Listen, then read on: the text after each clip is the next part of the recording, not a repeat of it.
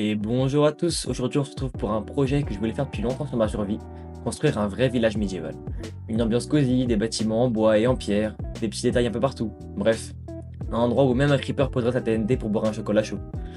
Mais avant de vous vendre du rêve, petit hic, et pas des moindres. Pendant l'enregistrement j'ai perdu les trois quarts de mes rushs. Pourquoi? Parce que j'avais plus d'espace disque. Voilà, c'est tout. C'est triste mais c'est vrai.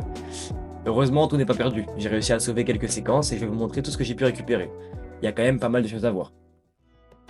Dans cet extrait de Rush Rescapé, on me voit récolter les matériaux pour lancer la construction d'une boulangerie. Parce que même les villageois ont le droit à leur baguette. Sur la gauche, je vois toute construite et... elle est bien. Ensuite, je vais vous montrer l'intérieur. J'ai un peu essayé d'aménager de manière à rendre l'intérieur agréable, un peu cosy, avec de quoi dormir, de quoi travailler pour le boulanger. Ensuite, j'ai récupéré les plans de mon prochain bâtiment, et ça sera une boucherie.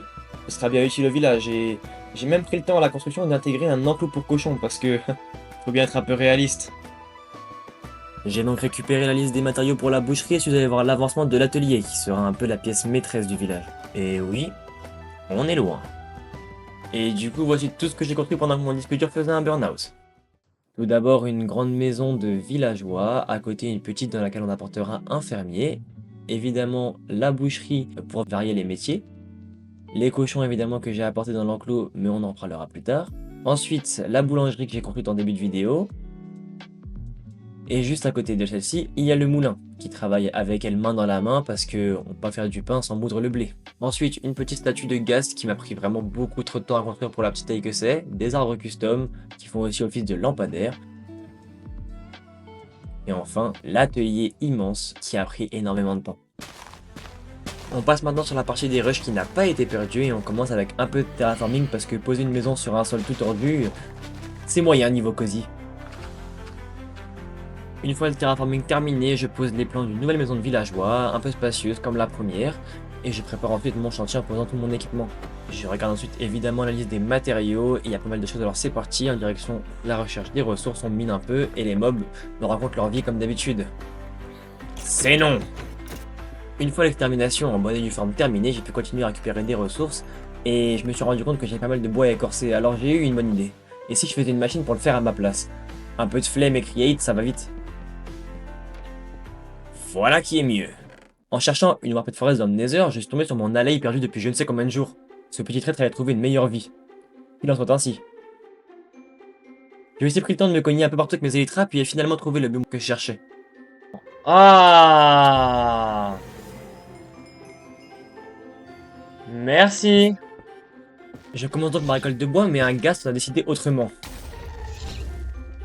Ah! J'ai donc pu reprendre ma déforestation paisiblement, mais un autre événement est venu m'enquiquiner. Honnêtement, oui. Non! J'ai dit ça et j'ai perdu ma manivelle. Ta manivelle, notre manivelle. Comme ça, même. Non, Eden. non. Eh oui, je plaisantais, mon ami. J'ai juste après croisé un bastion, qui en plus m'a filé un achievement. Que demande le peuple? J'ai donc décidé de le looter en vitesse, de tuer les résidents, et de partir avec le stuff. Et hop.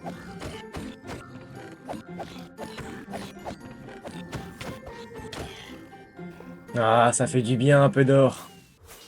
Retour dans l'overworld et je peux directement déposer toutes les ressources que j'ai récoltées, je vérifie que c'est bon, et c'est le cas, donc je lance directement la construction de la maison. Et bien voilà. Et pour optimiser mon temps, j'installe donc mon camp ailleurs dans le village pour enchaîner sur un deuxième bâtiment. Ça va. En revenant voir la première maison en construction, petit moment de solitude. Elle est trop proche du moulin.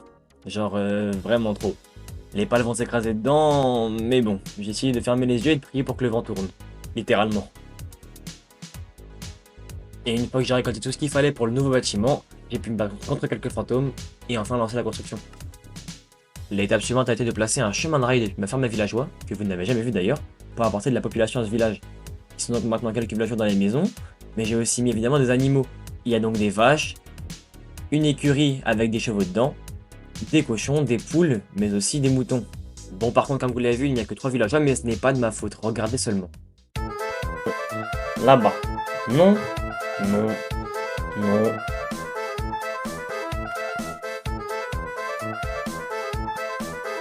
Mais...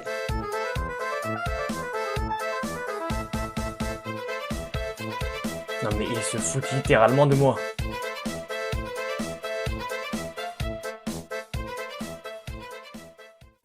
Comme vous avez pu le remarquer, l'atelier, même s'il est là, est vide. Et je compte bien l'aménager à fond. Salle des coffres, villageois pour les échanges, ferme compacte, un vrai QG de productivité, avec même une tour à meubles, pourquoi pas. Mais ça sera dans une prochaine vidéo, évidemment. Donc, et voilà pour cet épisode, malgré les pertes, j'espère que vous avez kiffé l'ambiance du village. Si c'est le cas, n'oubliez pas le petit like, l'abonnement et tous ces trucs que les vrais savent. On se retrouve très bientôt, cette fois avec tous les rushs. J'ai même acheté un disque dur rien que pour vous. Allez, à la prochaine.